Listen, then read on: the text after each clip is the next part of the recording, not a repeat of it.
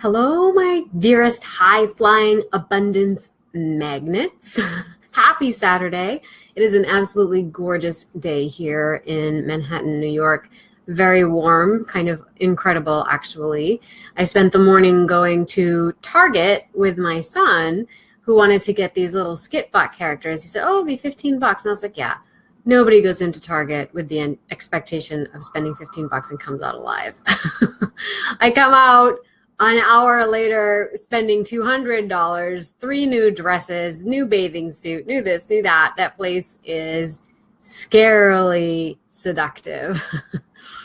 Now, we are here on our last day of the enrollment period for the Abundant Healer 90 Days to Scale Your Practice Online. And we've covered a lot of topics over the past week, kind of addressing some of the objections and questions that people may have had about the program. And so that includes some frequently asked questions as well as some testimonials from people who have participated in the program. And I'm going to be posting those in the feed. Now, for this live stream, I wanted to address one more question that tends to pop up pretty frequently. And that is, how do I keep moving forward when doubt and fear creeps in, right?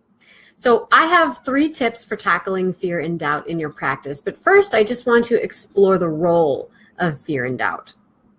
So first, you need to experience fear, doubt, anxiety, disbelief, right, in order to know what it is to be brave and in order to listen to the whisper of your soul's purpose. So those things, they tend to keep you in touch with your vulnerability, and ultimately that is your willingness to be in receiving mode, right? That helps you be able to understand and interpret what I'm going to call the contrasting experiences that you may have in your life. So if you were to cut yourself off from the contrast, what you might call a conflictual feeling, whether it is experienced internally or externally, you tend to miss out on all the guidance that the universe may be offering you, right? So a lot of people say that allowing yourself to feel a negative emotion lowers your vibe, right? And so you won't be able to manifest what you want.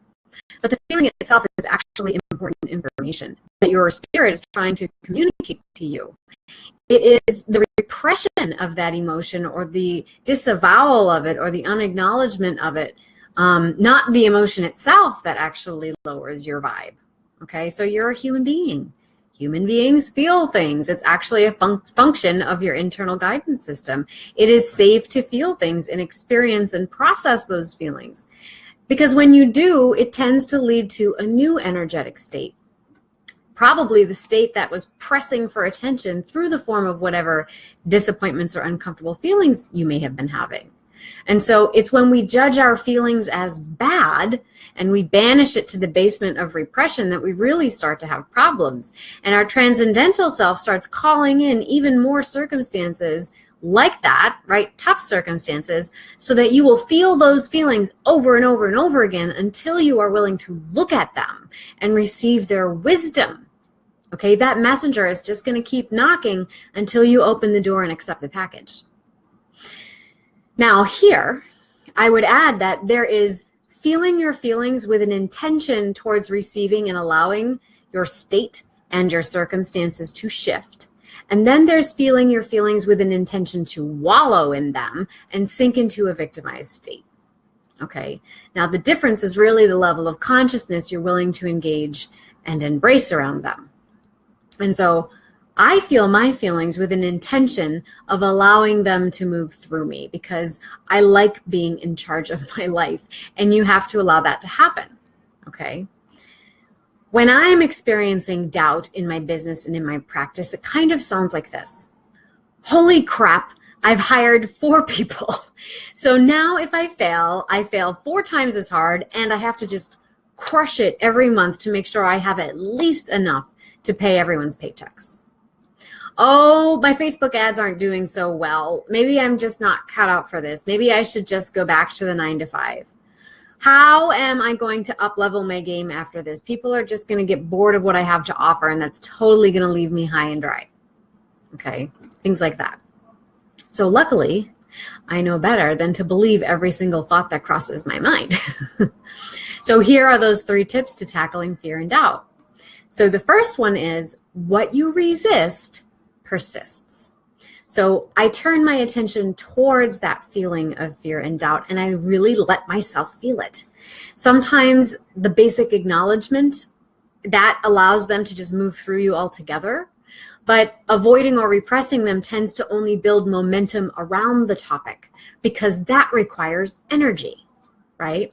So I find it's really useful to write it out, dance it out, draw it out, drum it out, something physically activating that allows your body and your spiritual guidance system to really express itself concretely can be really useful, because it makes that part of yourself feel like it has been deeply acknowledged, okay? Now, second tip is to follow the path downstream. So as I write, dance, drum, or draw, I notice what comes up. And so I try to only witness while in process and not interpret, because sometimes that can tend to block the flow. But after I feel the impulse has calmed, right, you have a sense of when something has come to its natural conclusion, I'll regard the content of what came up, my thoughts, feelings, memories, bodily sensations.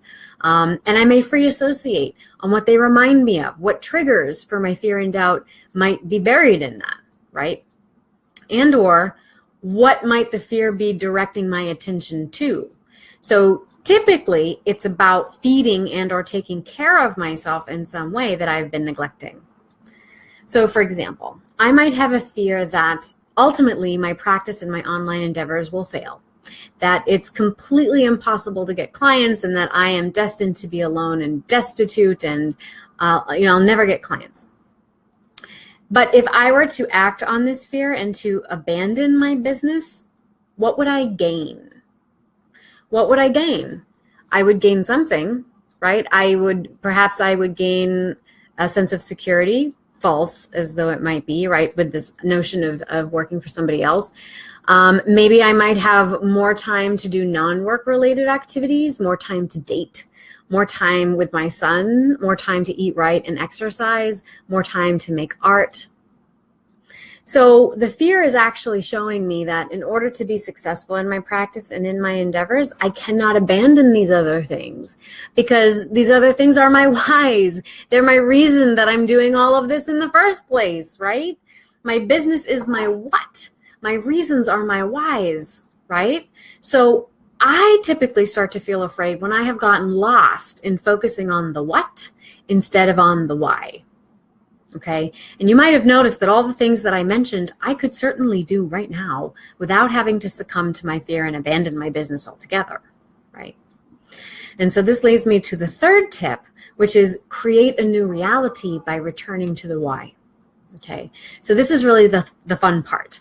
You can start to create a new and, let's say, less fearful reality for yourself by returning to your why. And I suggest you do this really in two ways. And so the first is through shifting your thoughts, right? Adjusting your consciousness around something. And the second is through taking inspired action. So shifting your thoughts for me might sound something like this. Wow, I am so grateful for this doubtful and fearful feeling, because it is a good reminder to stay focused on my whys in the now and not get caught up in the illusion of my conditions. It reminds me that my feeling states are my biggest attractor of the abundances that I seek, and my body is seeking to feel better through self-care, honoring my desire for companionship, and spending time with loved ones, all of which I have the power to create space for in the present moment. Wow, I am so grateful for that. There is no need to wait for my conditions to change in order for me to experience the reasons for my abundances now. And I am so grateful for the reminder of that message, right? Now, receiving inspired action steps to stimulate the concretization of your intention in the physical world, so i.e. changing your conditions to match your inner vibration, you'll want to ask yourself how you can accomplish your whys now. So for example, I might take a hot bath, plan a hot date, do an art project with my son, call my sister and chat for a while, turn off all electronics and watch my favorite campy science fiction movies, right? And then just really allow myself to sink into those experiences. And once I allow for that, the energy caught up in the fear and doubt spin cycle which is usually judge and inner critic as well, right? It slowly titrates and I won't feel like the end of the world is nigh, right? But the point is not to eliminate the fear and the doubt, because again, with a goal to either perpetuate or eliminate something, you're putting equal amount of energy and attention onto a subject, right? But the goal is rather to allow yourself to move forward even though you may still have some fear and doubt, because as I said before, that is what teaches you to be brave. And that's the stuff of really good stories and authentic marketing strategies and developing transformative curriculum, right?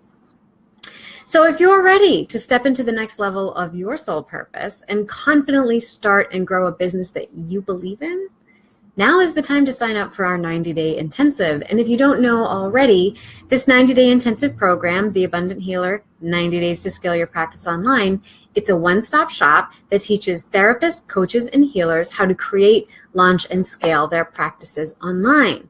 And this is even if you have never made $1 online, created a single lesson, and or have no email or marketing list. It's also without having to waste a ton of time, energy, effort, and money on piecemealing a bunch of different programs together or on experts and gurus. So the idea of this program is that we take you from feeling frustrated and confused about how to scale your practice and break through that one-to-one business model to having one clear path that brings you a positive return on your investment and a steady stream of clients and cash flow piling into your practice, right? And so the course includes 6 live group coaching sessions with me, 62 downloadable worksheets, scripts, and swipe files, 72 downloadable meditations, video lectures, and video tutorials. Now, there are some bonuses included as well. Membership to our private mastermind forum on Facebook, 6 months free access to any course on my school, creativeartstherapysonline.com, valued up to $200, including continuing education courses for LCATs. It also includes 10% cash back on affiliate referrals. So that means you become an affiliate of my school, and if anyone buys anything on my school through your link, you're going to get 10% cash back on it, okay? So really the fact is a lot of practitioners are not taught how to set up the systems they need to put their practices on autopilot so they never have to worry about bringing clients into their businesses again, right? And a lot of us kind of are cast out of our training programs with no real advice on how to make it in the real world well enough to know how to do more than just survive. Now, I know that you probably have dreams bigger than you can fully wrap your head around, 1,000,001 ideas, and really a deep, burning desire and passion to help the people that you feel like you were born to help, okay? Well, my darling friend, if you are ready to build that life and to fall in love with a lifestyle that absolutely resonates with your deepest sense of soul purpose, right? With the greatest abundances that you could possibly imagine, right? It is time to stop just surviving and step into thriving. So I encourage you to check out our program. It's on theabundanthealer.net. Check out our enrollment rates. Now is the time to sign up, and I will see you on the inside.